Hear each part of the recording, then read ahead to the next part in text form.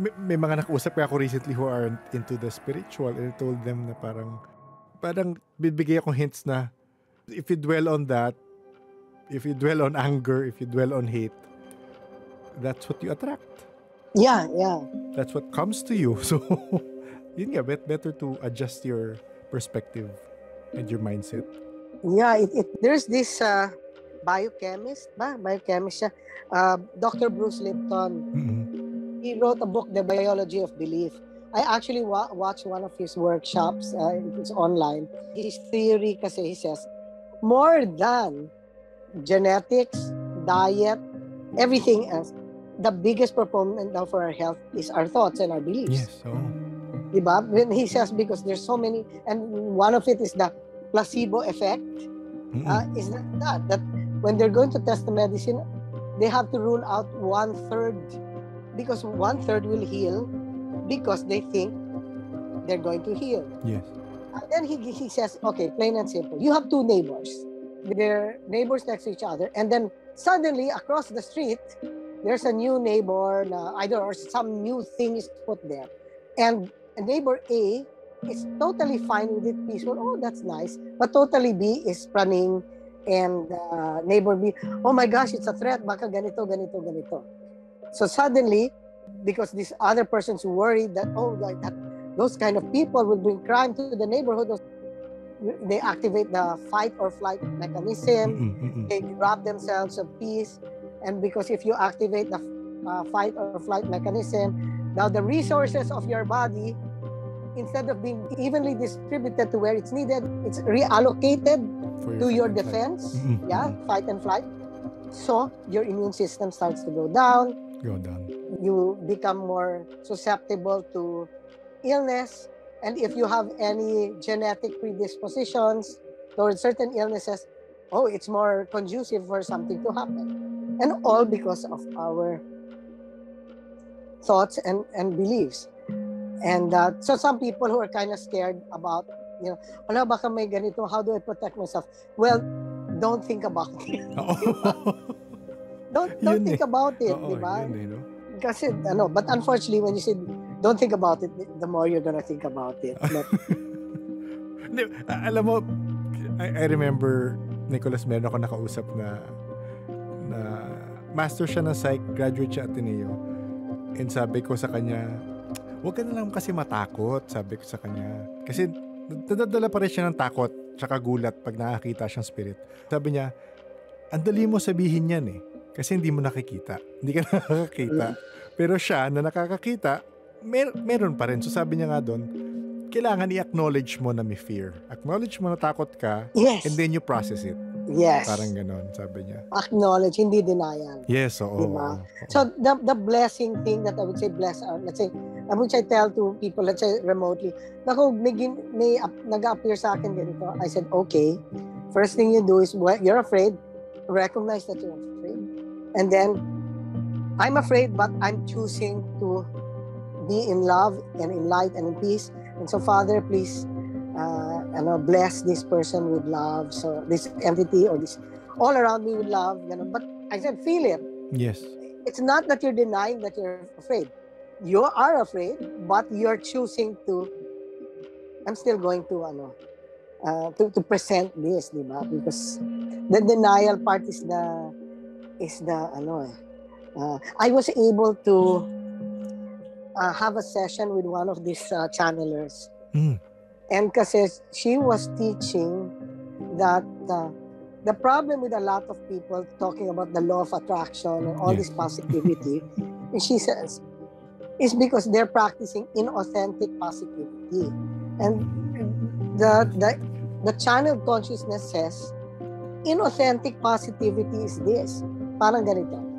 So like, oh no, I have this bad reaction to this fear. I shouldn't fear this way. Positive thoughts. What they're doing now is being in denial. Okay. They're not recognizing, acknowledging, accepting. They're not dealing with it. They're burying it alive into their subconscious. And so the subconscious, which is more powerful than our conscious, is carrying all these negative beliefs. Yes. So you're saying positive thoughts, positive thinking, but what you're doing is you're trying to force yourself, To the positivity. push down the negative, and he says it's not gonna work because the key vibration that's still lingering inside It's fear. is still fear, negativity. So she does an exercise. She did that entity did an exercise with me to clear, and it was amazing. It was so amazing that I use it actually when I'm helping a lot of people deal with mental health issues or whatever. And it had to do with acknowledging all this stuff that you bury. The gist of it was, she asked me to do this. She says, okay, give me an issue right now. And I remember that time, I said, okay, right now I'm pissed because I just saw the news and I hated tooth certain government officials. I hate them. Then she says, okay, I want you to say this but mean this. I love and accept the part of me that hates tooth. Yes. Okay. And corrupt government officials. And she says, okay, now let that settle. And she says, without judging, without censoring, what is the first thought, feeling, or image that pops up? Address that. So that I think I said, like, I love and accept the part of me that hates this so and so and so and so. Okay, let's settle what comes up. I love and accept the part of me that feels guilty because I shouldn't hate. Okay, well, what comes up? I love and accept the part of me that says, "Hey, but they're evil, eh? They're blah blah blah blah." Ganun. So, but she says, anything, just let it come out. Okay. So then, no judgment, whatever. Even at one point, I said, I'm not sure if this is working. Good, address that. Okay. I said, we can address it. Okay. I love and accept the part of me that feels this is not sure it's working. What comes up? To make the long story short, it went through a lot of things, and there were a lot of things that I said that were not connected to the issue. Okay. And then, basta, what comes up? Don't judge, don't know, whatever comes up, the first thing, don't go to the second thing. Just the first thing. Okay, ganyan.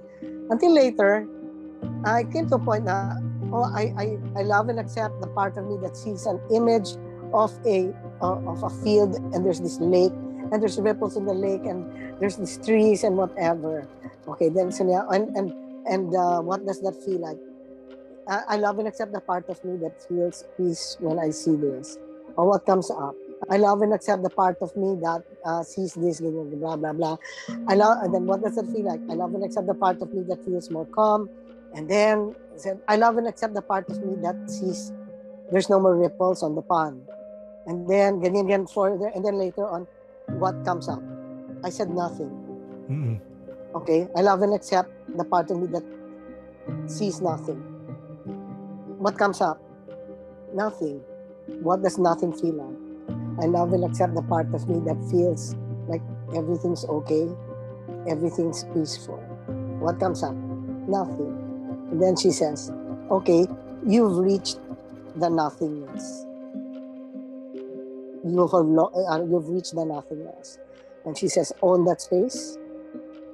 That's your space. Whether it's peace, etc. Own it.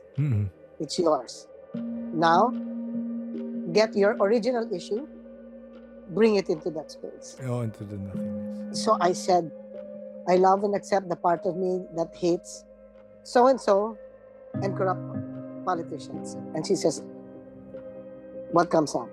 And I said, nothing. And she says, there, you've lost the charge. And then, oh wow, later on, when I get triggered, it's not as intense, and I could easily snap out of it. Okay. But what was interesting, I started to use that process with a lot of kids during the pandemic. A lot of young people were going through one, I had 3 or 4 hours. It was so difficult. But I realized the not censoring is because sometimes other issues come out. Oo. Diba? I love and accept the part of me that's guilty about this thing, but it's not connected with the main issue. And then later, that's why it's healing, because a lot of the things we've repressed, it comes up. Now, one kid, I remember, said, I can't say that. What? Because sabi niya, I can't say I love and accept the part of me that sometimes hates my parents. I can't do that. That's bad. I said, wait, no. You are not agreeing. You're not loving and accepting the act of hating. You're loving and accepting the part of you that is experiencing the hate. Because you're experiencing the hate. So you're experiencing, love and accept. Yes, I feel that. Then you can address the next one. I love and accept the part of me, diba, that experiences hate, or that sometimes hates my parents. I love and accept the part of me that feels that I shouldn't. I love and accept. But, ayun, it's that part Yes, no, I can't say that. I cannot hate them. But you are. You do. Oo. You're just denying it. Yes, you're experiencing it. It doesn't mean that you're going to actively hate them, but you're loving and accepting the part of you that happens to experience. Feels it, yes. And then, wow, I've seen, because the one I told you that took hours when I did that, this kid was having so many issues to the point that his back was painful, and at that night, all these body pains, he couldn't feel his legs. So we went through that for like about 3 hours, because he kept on going over and over and over and over again. And I remember during that time, I was beginning to worry, wait, pag paulit-ulit, anong gagawin ko? So I decided to pray. Okay.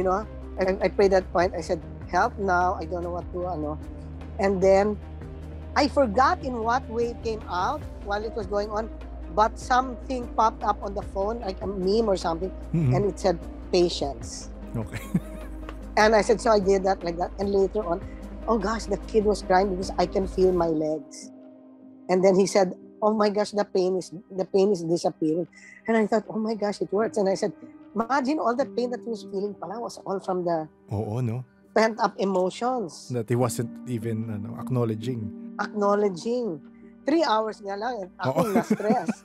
So after that, I said, I love and accept the part of me that was scared and stressed and worried that it wouldn't work.